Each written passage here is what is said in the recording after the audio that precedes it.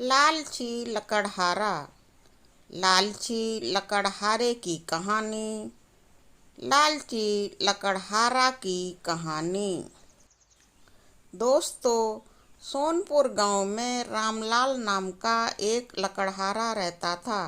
वो अपनी जीविका चलाने के लिए गांव के पास के ही जंगल से रोज लकड़ियां चुनता और उन्हें बेचकर कुछ पैसे कमा लेता था। इसी तरह उसका गुजारा चल रहा था। कुछ दिनों के बाद रामलाल की शादी हो गई। उसकी पत्नी बड़ी खर्चीली थी, इसलिए अब उतनी लकड़ियों को बेचकर घर चलाना मुश्किल हो गया था। ऊपर से रामलाल की पत्नी कभी नए कपड़े खरीदने के लिए तो कभी किसी दूसरी चीज़ों के लिए रामलाल से बार बार पैसे मांगती थी। अगर पैसे ना मिलें तो रूठ जाती थी। रामलाल अपनी पत्नी से बहुत प्यार करता था, इसलिए उसकी नाराज़गी वो बर्दाश्त नहीं कर पाता था।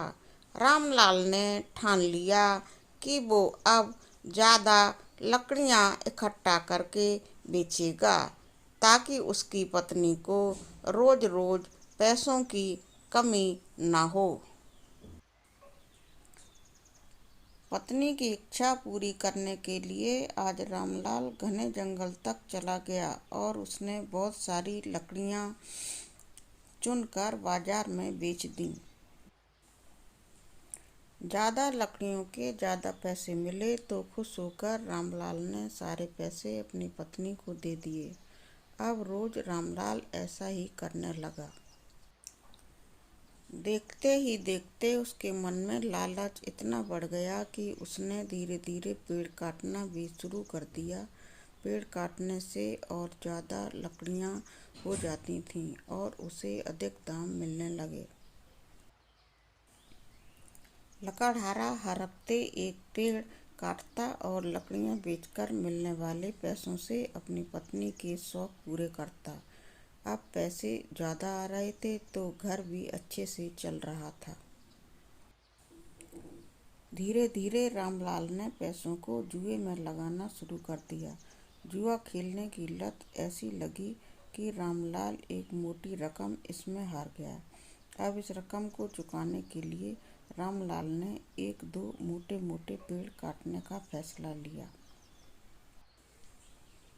जैसे ही रामलाल ने जंगल में जाकर अपनी कुल्हाड़ी को एक बड़े से पेड़ पर चलाने की कोशिश की तो उस पर पेड़ की टहनी ने हमला कर दिया। रामलाल चौंक गया, फिर उसे पेड़ की एक टहनी ने लपेट लिया। रामलाल कुछ समझ नहीं पाया कि यह सब क्या हो रहा है। तभी पेड़ से आवाज़ आई, मूर्ख, तू अपने लालच के चक्कर में मुझे काट रहा है।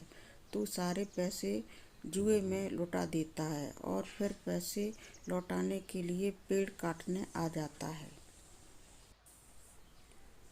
तुझे पता है कि पेड़ कितने कीमती होते हैं। हमारे अंदर भी जान बसती है और हम तुम इंसानों को जीने के लिए हवा, धूप में छाया और भूख को शांत करने के लिए फल देते हैं, लेकिन तू अपने स्वार्थ के लिए हमें ही काट रहा है। पेड़ ने कहा, आज तू रुक, यही कुल्हाड़ी मैं अब तेरे ऊपर चलाऊंगा। पेड़ की टहनी कुल्हाड़ी से रामलाल पर वार करने ही वाली थी कि वह गिड़गिड़ाने लगा। उसने माफ़ी मांगते हुए कहा, मुझसे गलती हुई है, लेकिन मुझे सुधरने का एक मौका दो। अगर आप मुझे मार दोगे तो मेरी पत्नी का क्या होगा? वो अकेली पड़ जाएगी।